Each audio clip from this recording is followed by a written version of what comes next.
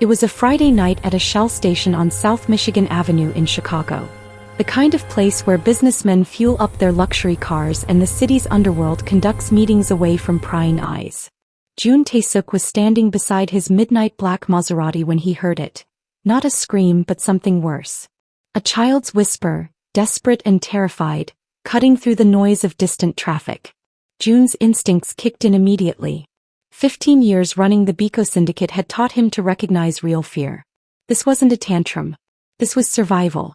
He turned toward the sound, his tattooed neck visible above his designer black shirt, 3 men in dark suits flanking him like shadows. But before he could assess the threat, a little girl appeared, running full speed toward him, her gray jacket torn, curly hair wild around her tear-stained face. "Please.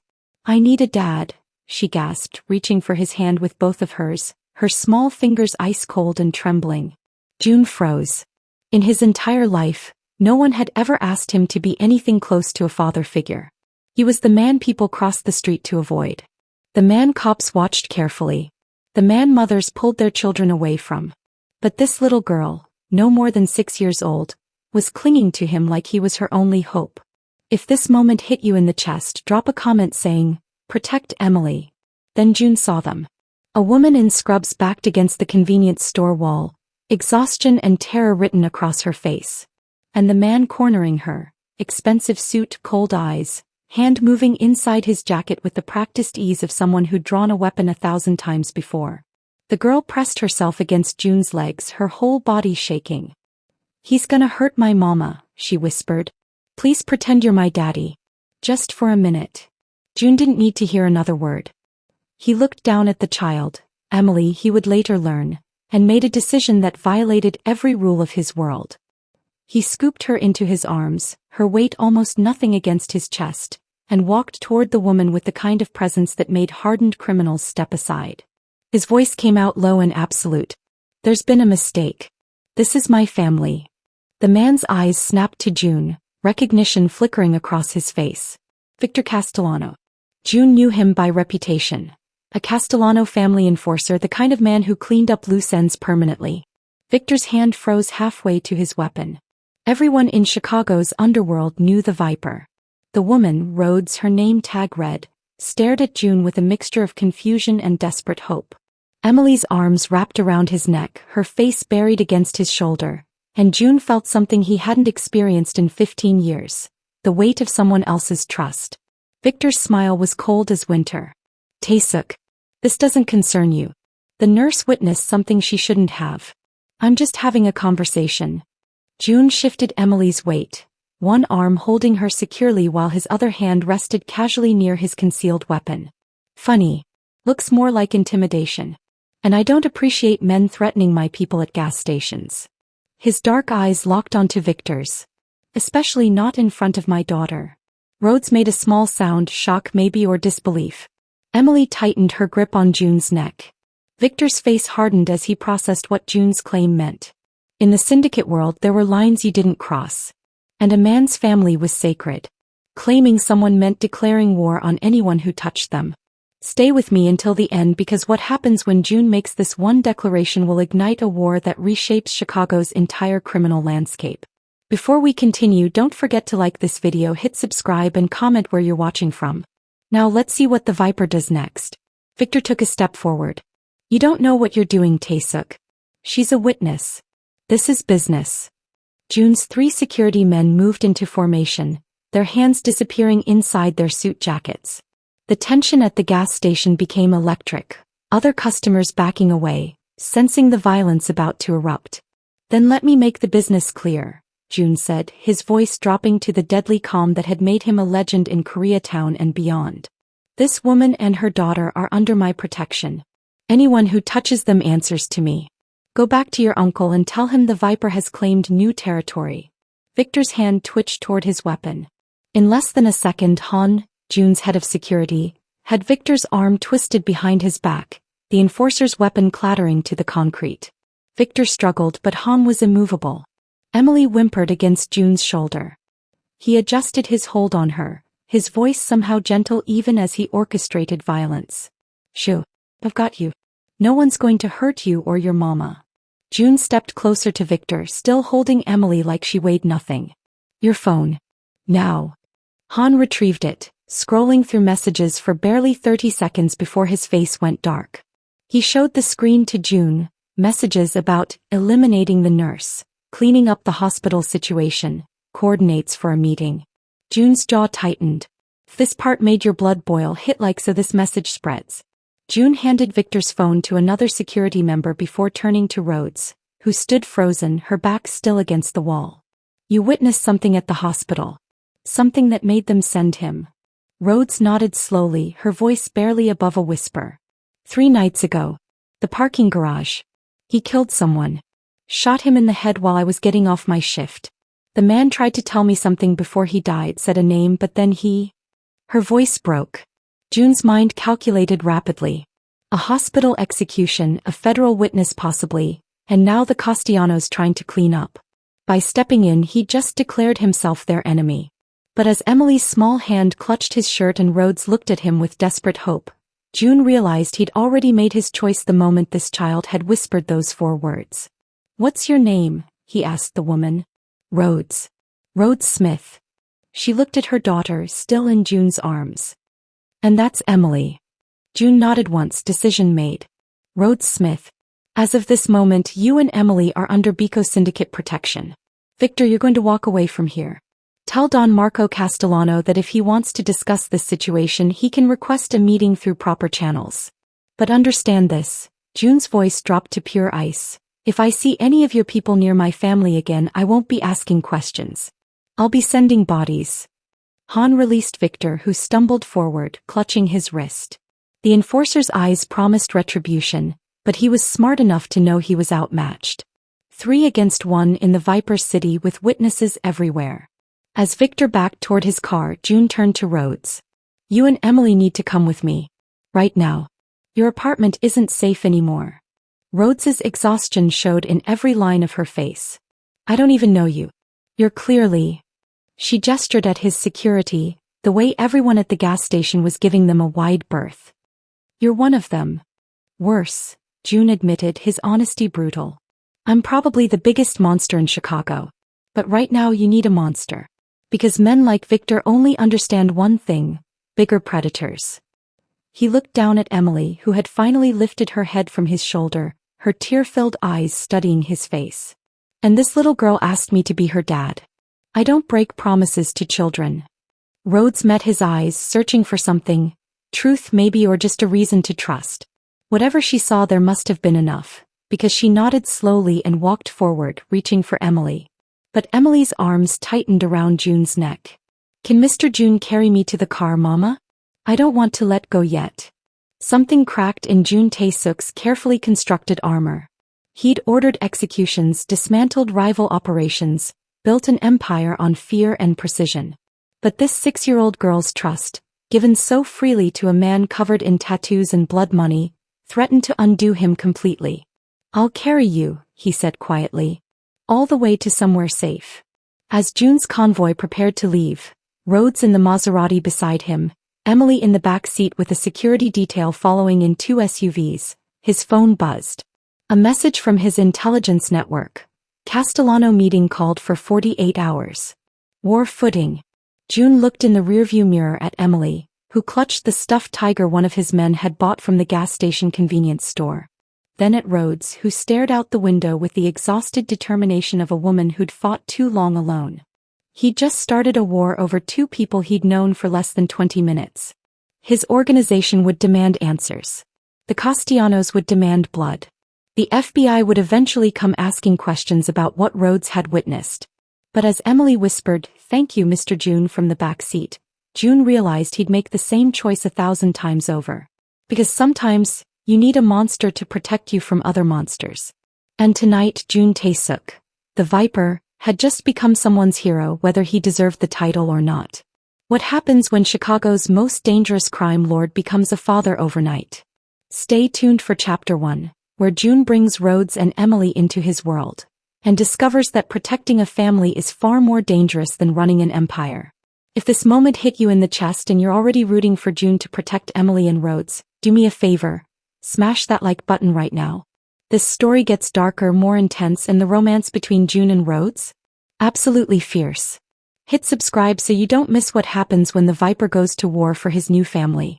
And drop a comment telling me where you're watching from. Are you team, protect Emily at all costs? Or do you think Rhodes is crazy for trusting a mafia boss? Let me know your thoughts. Now let's see what happens when June brings them into his world. The Shell station's fluorescent lights cast harsh shadows as June's security detail moved with military precision, forming a protective barrier around Rhodes and Emily. Han stepped forward, his hand inside his jacket, eyes locked on Victor Castellano with focus that promised violence. Victor jabbed a finger toward Rhodes. Tasik, you're making a mistake. This woman witnessed syndicate business.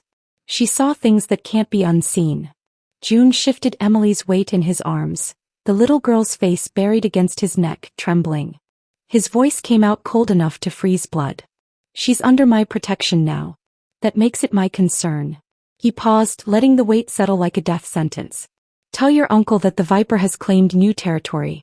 This woman and her daughter are mine. The possessive declaration sent visible shock through Rhodes. In the criminal underworld, claiming someone meant declaring war on anyone who touched them. Victor's hand moved toward his weapon. Han struck like lightning. 3 seconds later, Victor was face down against a car hood, his arm twisted at an unnatural angle, weapons skittering across concrete. The other security members had guns drawn with calm efficiency. Search him, June ordered conversationally. Emily whimpered, and he immediately stroked her curly hair with surprising gentleness. It's okay, sweetheart. Just some grown-up talk. Han retrieved Victor's phone, showing June the screen. Nurse confirmed as witness. Eliminate tonight. Clean scene. June's jaw tightened, the dragon tattoo on his neck pulsing with barely contained rage. He looked at Rhodes. The hospital parking garage. 3 nights ago. Tell me what you saw. Rhodes's voice shook but held steady. I was leaving my shift. Burn nurse, midnight rotation. I heard arguing, then a gunshot. A man was bleeding out. He gasped out a name before. She glanced at Emily. Before it was over. Then I saw him standing there with the gun. What name? June demanded. Gabriel Chin. Something flickered in June's dark eyes. Recognition, calculation. He walked closer to Victor, still holding Emily effortlessly. Tell Don Marco Castellano that if he wants to discuss this, he can request a formal meeting. 48 hours.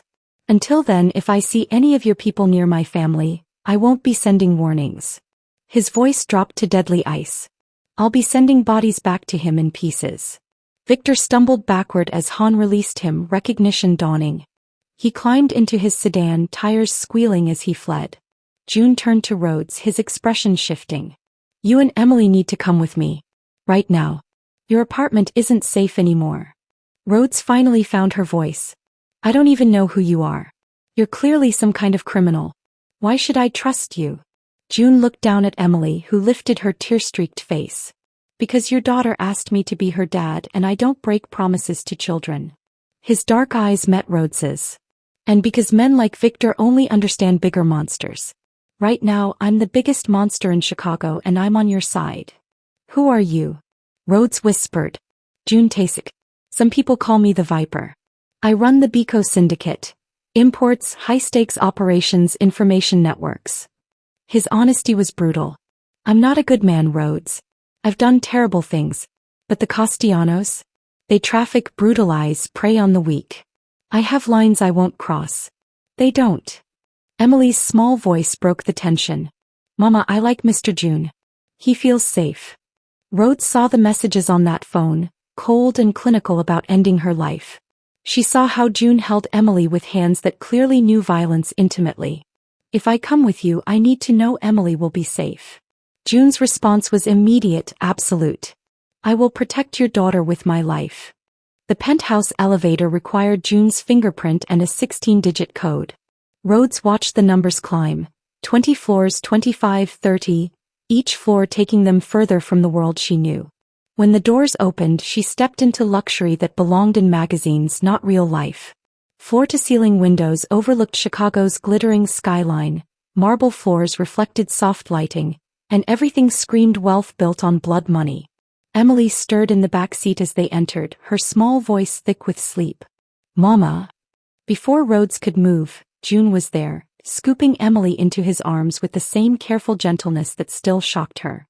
I've got you, sweetheart. Let's get you to bed.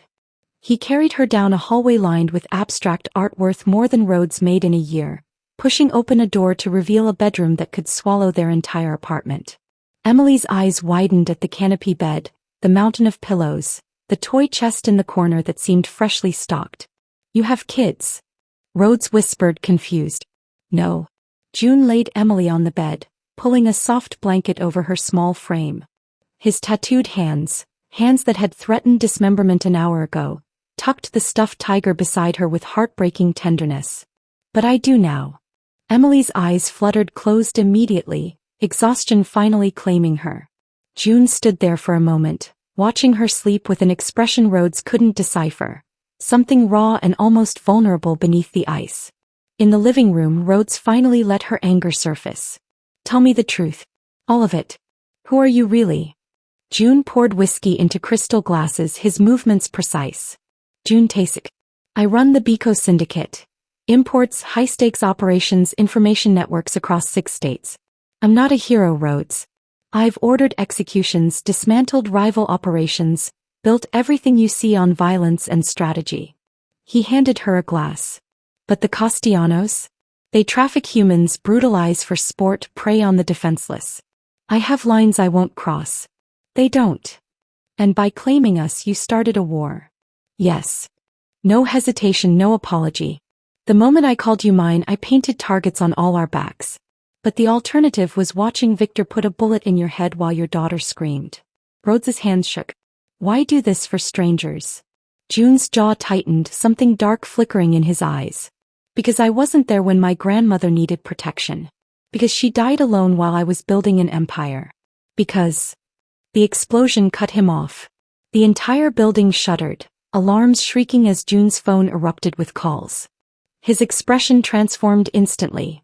The gentle man vanished, replaced by something cold and deadly. He swiped the screen, Han's voice crackling through. Downtown office building. Castellanos just leveled it. 7 casualties, including civilians. Rhodes watched June's face harden into something terrifying. He made 3 calls in 30 seconds, his voice arctic as he ordered surveillance, retaliatory strikes, mobilization of his entire network. This was the Viper, not the man who'd carried Emily, but the crime lord who'd built an empire on calculated brutality.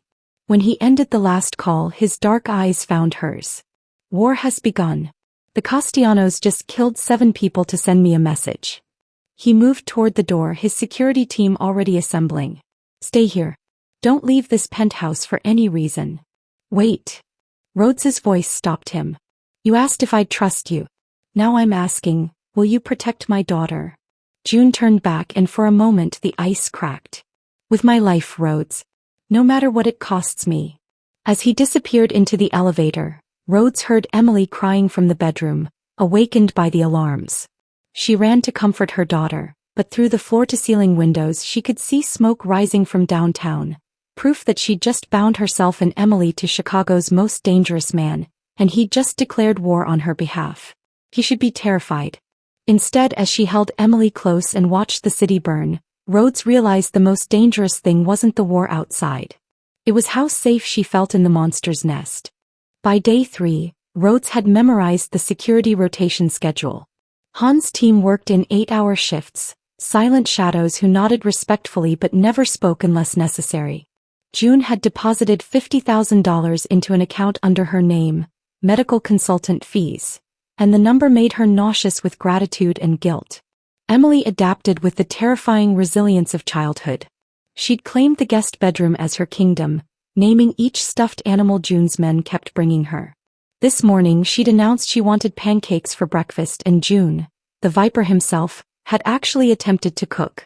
Rhodes found him in the kitchen surrounded by smoke. 3 security guards watching their boss burn eggs with barely concealed amusement. June's tattooed hands gripped the spatula like a weapon, his expression more frustrated than when he'd threatened Victor Castellano. Step aside before you set off the sprinklers, Rhodes said, biting back a smile. June surrendered the spatula immediately. I can dismantle a weapons shipment but apparently can't manage breakfast. Something warm unfurled in Rhodes's chest as she took over, cracking fresh eggs while June set the table with the same precision he probably used planning operations. Emily chattered about wanting heart-shaped pancakes, and for 20 perfect minutes they played house. Mom cooking, deadly crime lord pouring orange juice, little girl swinging her legs and giggling. Then June's phone buzzed. Rhodes watched his face shudder, every trace of warmth evaporating. He listened for 30 seconds, his jaw tightening with each word. Understood. Mobilize the Chinatown teams. I want locations on every Castellano soldier by noon. He ended the call, his dark eyes meeting Rhodes's. I have to go. Handle business. What happened? Nothing you need to worry about. But his hand was already inside his jacket, checking his weapon. Stay here. Han's in charge until I return. Emily reached for him. Will you be back for dinner, Mr. June? Something cracked in his expression before the ice returned. I'll try, sweetheart. He was gone before Rhodes could ask more questions. But Han's grim face told her everything. Something terrible had happened and June was about to make it worse. At 3 a.m. Rhodes heard the penthouse door open. She'd been unable to sleep, checking on Emily every hour, her mind conjuring images of what handling business meant in June's world. She found him in his study, bloody knuckles wrapped around expensive whiskey, staring at Chicago's skyline like it held answers. He didn't look at her when she entered.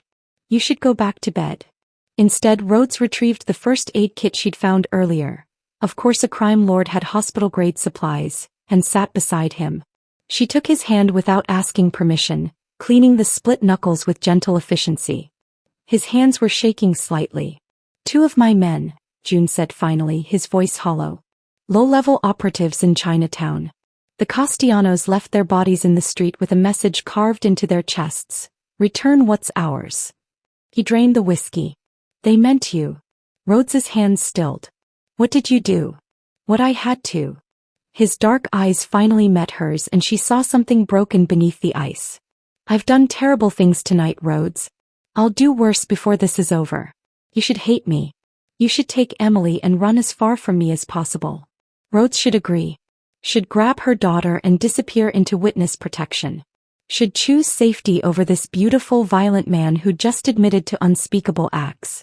Instead, she carefully bandaged his knuckles, her voice quiet. I should hate you. But Emily calls you Mr. June like you're her favorite teacher, and you bought her that stuffed tiger without being asked, and you tried to make her pancakes even though you clearly had no idea what you were doing. She looked up at him. I don't know what to do with that. June's hand turned in hers, his tattooed fingers interlacing with hers, intimate and desperate. I'm going to destroy the Castellanos for threatening you. I'm going to paint this city red until they understand you're untouchable. And I won't apologize for any of it. I'm not asking you to apologize. Rhodes's thumb traced his bloodied knuckles. I'm asking you to come back alive. Because Emily's already lost one father. She can't lose you too. The words hung between them, an admission neither was ready for. June leaned closer, his forehead nearly touching hers, and Rhodes felt the dangerous pull of something far more deadly than the war outside. Then his phone buzzed again. Han's name flashing on the screen. June answered, his expression darkening with each second. When he ended the call, his hand tightened around Rhodes's. The Castellanos just issued a bounty. $500,000 for information on your location. $1 million for you alive. His voice dropped to pure ice.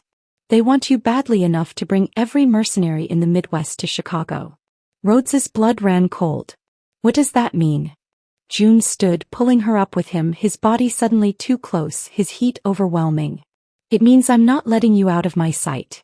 It means this penthouse becomes a fortress. And it means, his dark eyes burned into hers, I'm going to make Don Marco Castellano regret the day he sent Victor after you.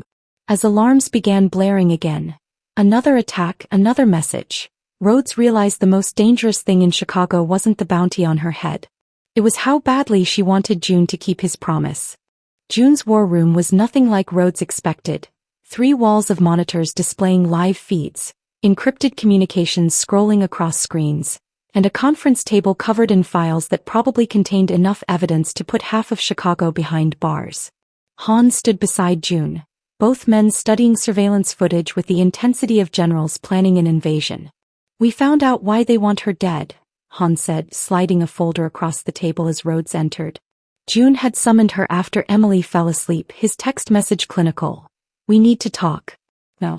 June's jaw tightened as he opened the folder, his dark eyes scanning documents before landing on Rhodes with an intensity that made her breath catch. The man Victor killed in that parking garage. Marcus Webb. He wasn't random. He was a federal witness, 24 hours from entering protective custody. Rhodes's legs went weak. What? Webb was going to testify in the biggest RICO case in Illinois history. Multiple crime families, billions in illegal operations. June's voice was ice. You didn't just witness a murder, Rhodes. You witnessed the execution of the FBI's star witness. Every family in Chicago wanted him dead. The room tilted. Rhodes gripped the chair back, her mind replaying that night. The gunshot, the blood, Marcus Webb's gasping final words. But the Castellanos protected their own interests by killing him first, June interrupted. But now you're a loose end. A witness who can place Victor at the scene, who can testify to premeditated execution. He moved closer, his presence overwhelming.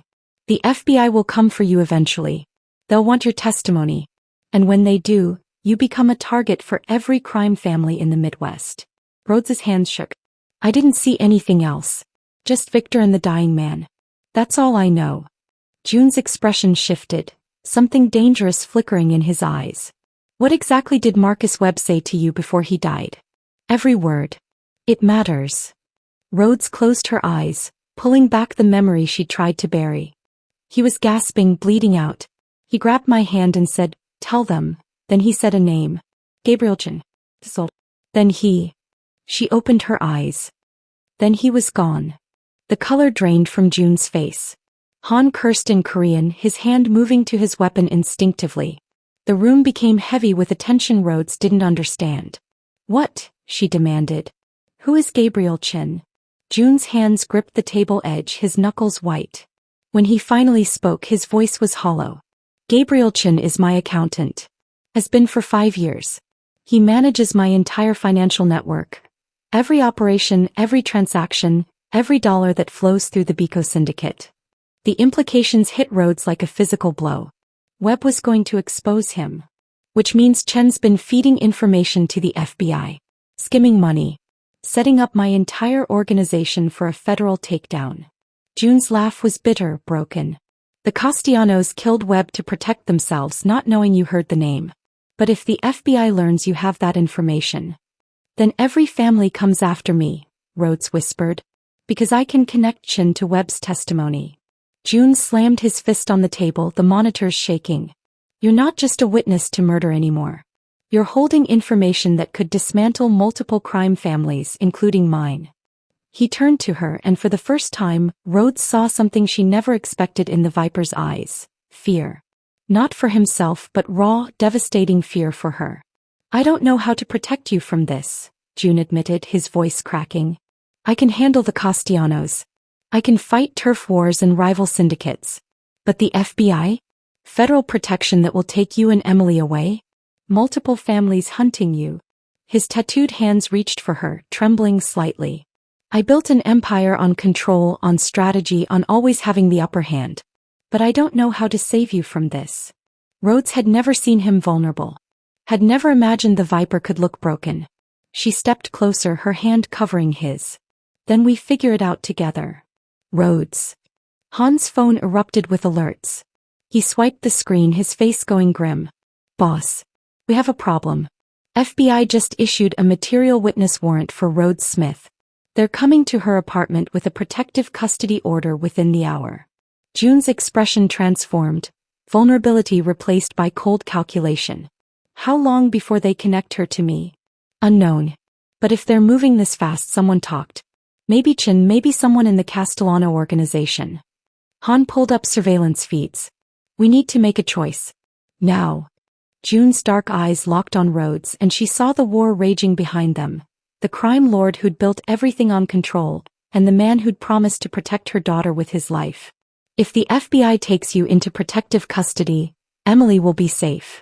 You'll testify, disappear into witness protection, start over somewhere far from Chicago. But, Rhodes whispered, seeing the devastation in his face. But I'll never see you again. The Castellanos will keep hunting me. And whoever's working with Chin inside my organization will destroy everything I've built. His hand cupped her face with heartbreaking gentleness. You get safety. I get nothing. Rhodes's heart hammered. 3 days ago she'd been a nobody nurse working doubles to survive. Now she was choosing between federal protection and a crime lord's fortress. Between safety and the dangerous man who'd carried her daughter to bed with tattooed hands that had killed for them. What if there's another option? She asked. June's thumb traced her cheekbone. There isn't. Not one that ends well. Then maybe I don't want the ending that makes sense, Rhodes breathed. Maybe I want the one where you keep your promise to Emily. Where you don't let them take us. June's forehead pressed against hers, his control finally shattering. If you stay with me, your life becomes war. Constant danger. The FBI hunting you. The Castellanos wanting you dead. Every choice I make putting you in the crossfire. And if I go with the FBI, Emily loses the man she's calling Mr. June like he's her hero. I lose. Rhodes stopped, the admission too dangerous to finish. But June heard it anyway. His lips hovered inches from hers, his voice rough. Say it. Before Rhodes could answer, every alarm in the penthouse screamed to life. Han's voice cut through the chaos. FBI at the lobby. 4 agents. They're demanding access to the penthouse.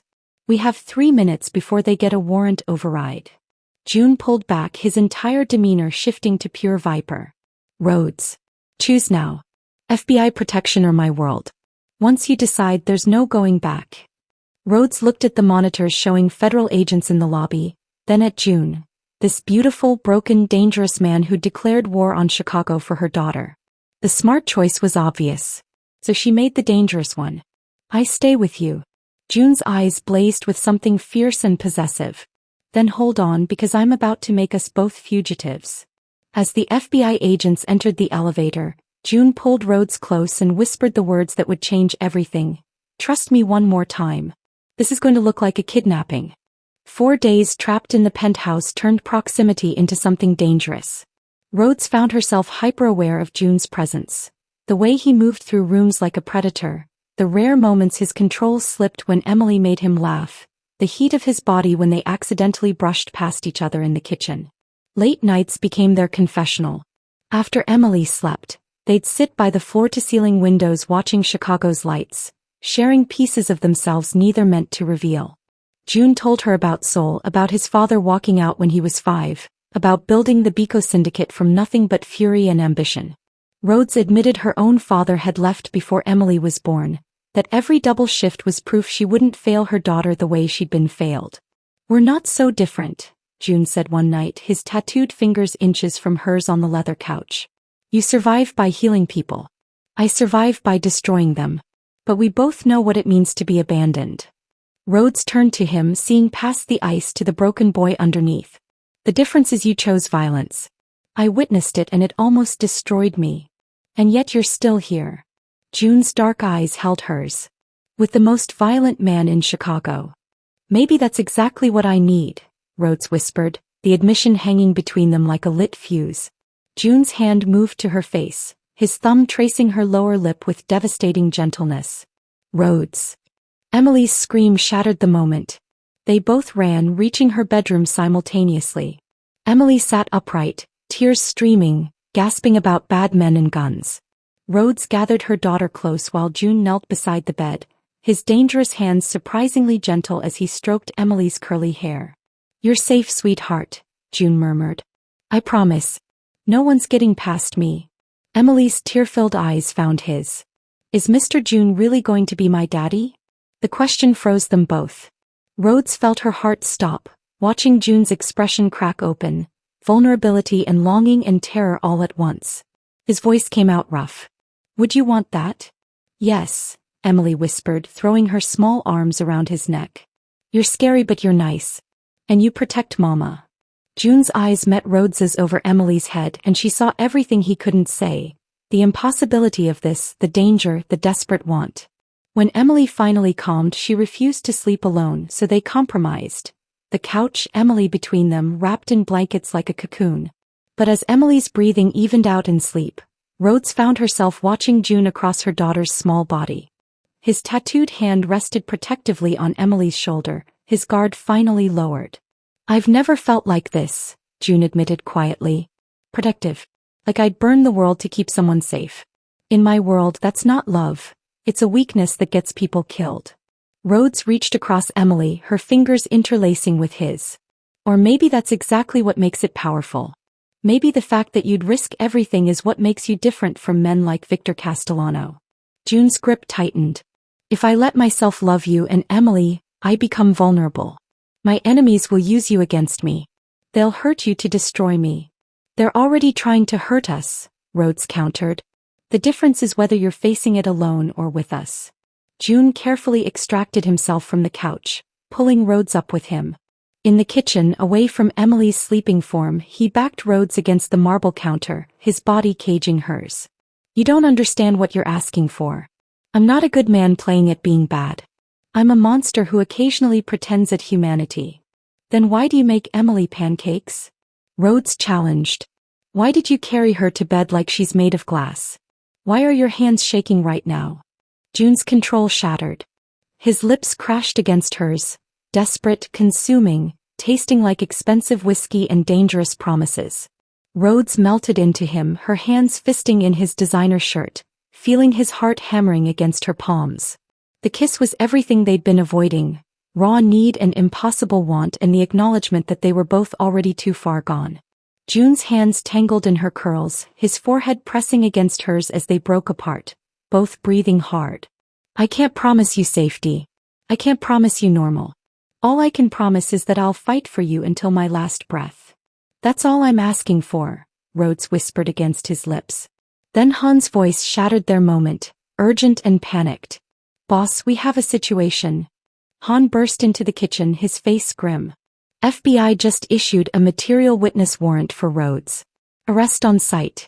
They're mobilizing a tactical team, 20 minutes out from this building, maybe less." June's entire body went rigid. "They're not taking her." "June, if you obstruct federal agents," Han started. "I don't care." June's voice was ice and fury. "They want to separate her from Emily, put her in protective custody where I can't reach her. Where the Castellanos' connections inside the bureau can find her." His dark eyes found Rhodes. "I won't let that happen." Rhodes stepped forward, her decision already made. "I'm not going with them. They'll separate me from Emily and I can't." Her voice broke. June pulled her close, his lips against her temple. "Then we run. Together. But understand what that means. You become a fugitive. The FBI will hunt you. Your life as Rhodes Smith ends tonight." "I stopped being that person the moment Emily asked you to be her dad," Rhodes said. "When do we leave?" June's expression shifted to pure viper. Cold, calculating, deadly efficient. "Han, trigger emergency protocol 7. Full evacuation. We have 15 minutes before they breach this building." As alarms began wailing and June's team mobilized with military precision, Rhodes ran to wake Emily. Her daughter stirred, confused and frightened by the chaos, and Rhodes held her close while June appeared in the doorway with go-bags already packed. "Mama, what's happening?" Emily whimpered. June knelt before her, his tattooed hands gentle on her small shoulders. "Remember how I promised to protect you? We need to go somewhere safe right now. Can you be brave for me?" Emily nodded, her small hand reaching for his. "Will you carry me?" Something cracked in June's expression as he scooped her into his arms. Rhodes watched this dangerous man hold her daughter like she was his entire world, and realized they'd already crossed a line there was no coming back from. Han appeared with encrypted phones and false documents. "Extraction point is the south garage. 3-vehicle convoy." "But boss," his voice dropped, "the moment we move Rhodes out of this building, you're making her a criminal. The FBI will issue a warrant for her arrest. For kidnapping. They'll come after all of us." June's eyes met Rhodes's, giving her one last chance to change her mind. "Last chance. Federal protection or my world. Choose." Rhodes looked at Emily in June's arms, at the man who'd declared war for them, at the life she was about to leave behind. Then she grabbed her bag and moved toward the door. "I already chose. Let's go." As they rushed toward the elevator, Rhodes heard the SWAT team breaching the lobby below, shouting tactical commands, the unmistakable sound of federal agents preparing to storm a building. June pulled her and Emily into his private elevator, keying in codes that would take them to the underground garage. But as the doors closed, June's phone buzzed with a message that made his face go white. He showed Rhodes the screen. Don Marco Castellano requests immediate meeting. He knows about Gabrielchin. He's offering a deal. 1 hour. Come alone or Emily dies. The elevator plummeted downward as Rhodes realized the FBI wasn't their biggest problem anymore. The Castellanos had just made this personal. The safe house in Gary, Indiana was nothing like the penthouse. Industrial, fortified, more bunker than home. Steel-reinforced doors, surveillance covering every angle, and enough weapons to outfit a small army. June carried sleeping Emily inside while Rhodes tried to process that her life had become running from federal agents with Chicago's most wanted crime lord. It's not pretty, June admitted, setting Emily on a leather couch, but it's secure. Former military contractor owned it. Bulletproof windows, reinforced walls, exit tunnels to 3 different locations. Rhodes watched him tuck a blanket around her daughter with those deadly tattooed hands. How long do we stay? As long as it takes. June's phone buzzed. Updates on the FBI tearing apart his penthouse, seizing assets, building their case. He showed Rhodes the screen. Federal warrants, her face on every news channel, charges of obstruction and flight to avoid testimony. You're officially a fugitive now. Because of me. No, Rhodes corrected. Because I chose this. Over the next 3 days, Rhodes discovered another June Taesuk. Not the viper but the man underneath. He taught Emily chess in the afternoons, his patience infinite as her small hands moved pieces wrong. He cooked Korean food that filled the safe house with unfamiliar spices, telling stories of his grandmother who'd raised him in Seoul until violence brought him to America at 17. She tried to keep me from this life, June said one night, stirring kimchi jjigae while Rhodes chopped vegetables. Told me I could be anything, doctor, teacher, businessman. But my father's blood ran too strong. Violence called to me. You think it's genetic? Rhodes asked. Being capable of what you do. June's dark eyes met hers. I think survival changes you. I came to Chicago with nothing, knowing no one. The Biko Syndicate didn't exist. I built it from street corners and desperation. His voice dropped. Every terrible thing I've done I can justify. But looking at Emily, seeing the way she trusts me. He turned away. I don't know if I deserve that. Rhodes moved closer, her hand covering his on the knife. She sees something in you that you can't see yourself. Maybe that's exactly what you need. The moment shattered when June's phone erupted with alerts. Han's message made his face go cold. Don Marco Castellano just went public. $2 million bounty on Rhodes Smith, alive. Every hunter in the Midwest is mobilizing. June pulled up the news.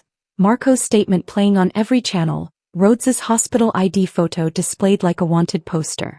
The nurse who witnessed my nephew's justified actions has been kidnapped by a rival organization. I'm offering substantial reward for her safe return. He's making you look like the monster, Rhodes whispered. I am the monster, June said flatly. But now every desperate criminal, bounty hunter and mercenary has motivation to find you. We need to move locations, establish new protocols. The security alarms screamed. June moved instantly, pulling Rhodes toward the panic room while shouting commands to his team. Through the monitors, Rhodes saw them. 6 men in tactical gear, moving with professional precision toward the safe house perimeter. Freelancers, Han reported over comms. Former military. They're here for the bounty. June armed himself with brutal efficiency, handgun, backup piece, knife. His expression had become pure viper. Every trace of the gentleman who'd cooked dinner vanished. Get Emily to the panic room. Lock the door. Don't open it until I give the all clear. Rhodes ran, scooping sleeping Emily into her arms and racing for the reinforced room June had shown her on arrival. As the steel door sealed behind them, Emily stirred, confusion and fear in her small voice. Mama. Shoo baby. Mr. June's handling something. We're safe here. Through the panic room's monitor, Rhodes watched June transform into the legend that made criminals cross the street.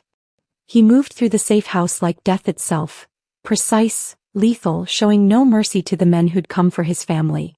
Each shot was calculated, each movement efficient. 3 men down in under a minute. But one mercenary got close, his weapon trained on June's back. Rhodes screamed, unable to help, watching the man's finger tighten on the trigger.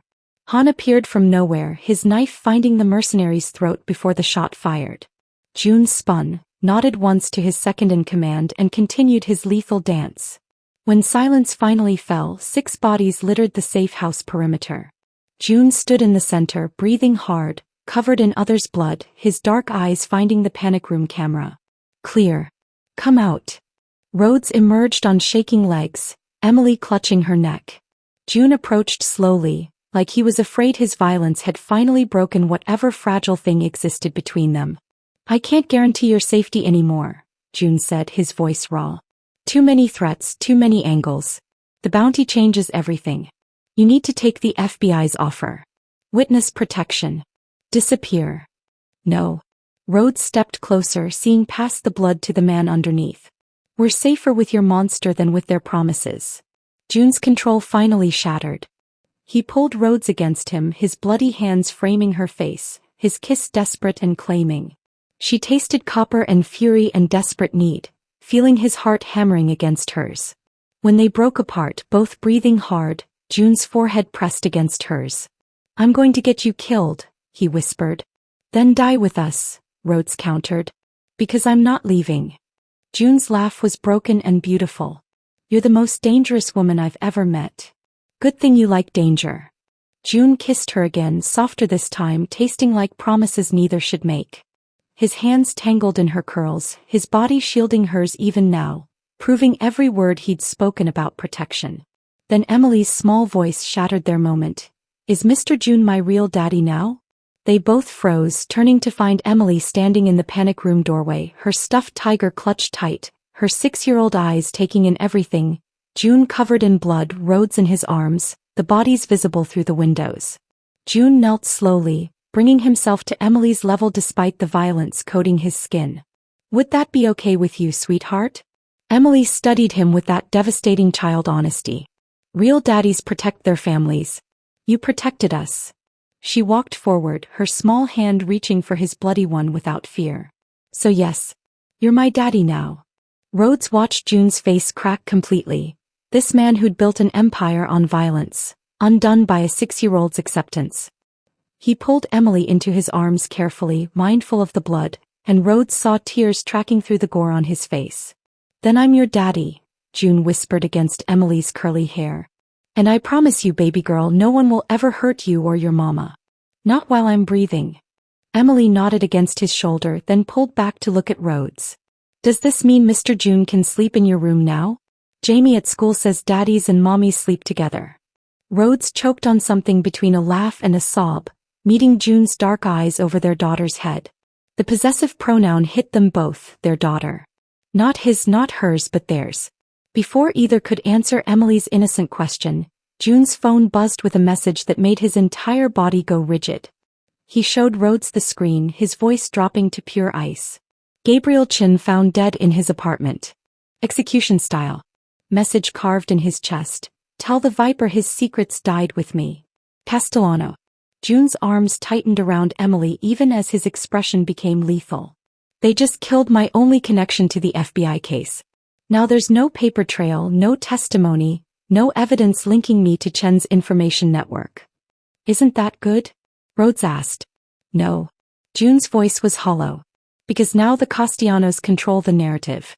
They can claim Chen was working for me, that I ordered Webb's death.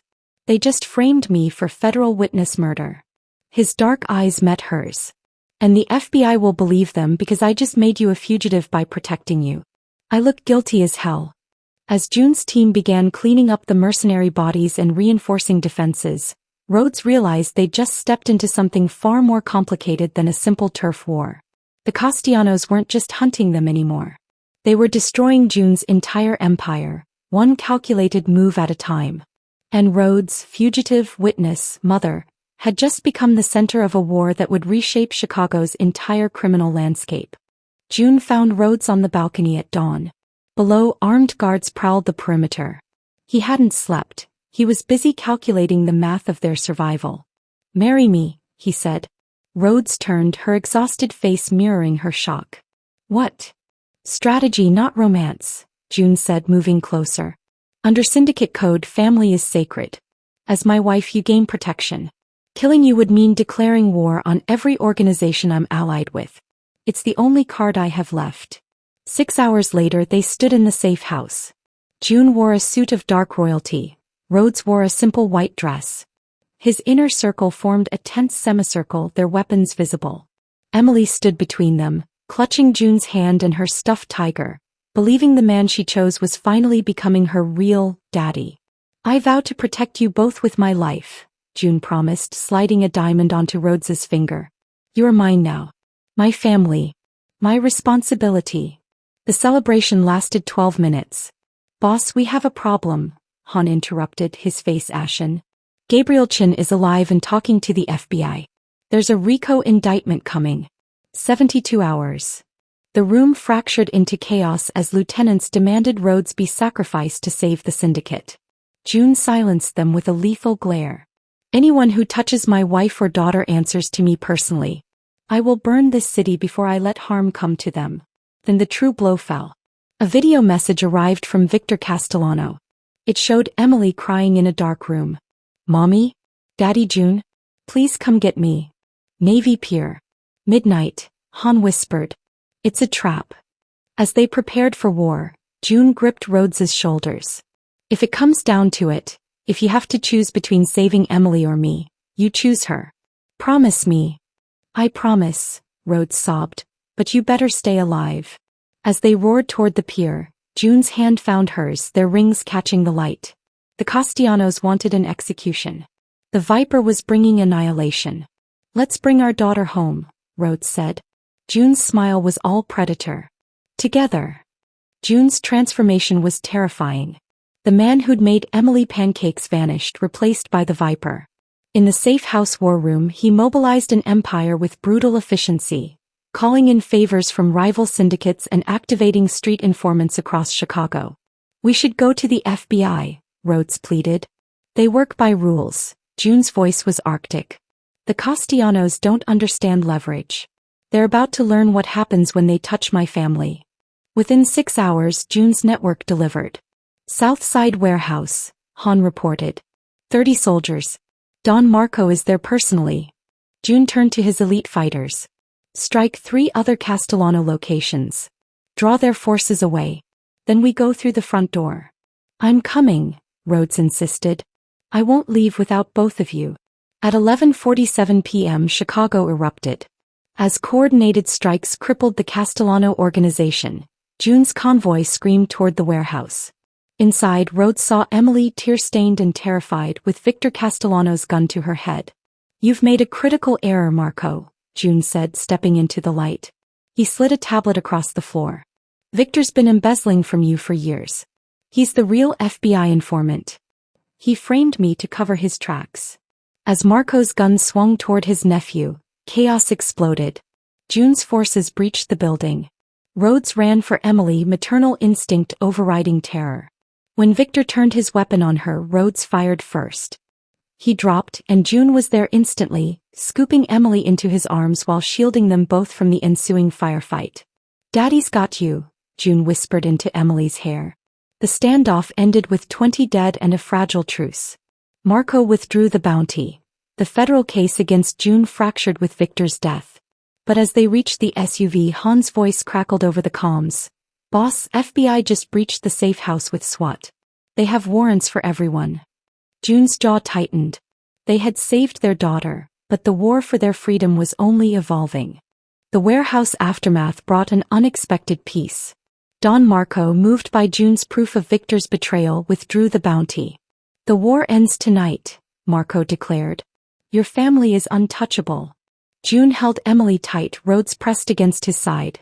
The federal case against them collapsed without Victor's testimony. But June had changed. Power meant nothing without the two people clinging to him. Within months, June restructured his life. He traded trafficking for legitimate real estate and used his vast network to dismantle rings he once tolerated. He struck a deal with the FBI, Immunity for his family in exchange for high-level intelligence. I have a daughter now, June told his handler. She needs to believe her father is more than a monster. 6 months later, life looked different. Rhodes worked at a trauma center June quietly funded, healing the types of wounds his world used to create.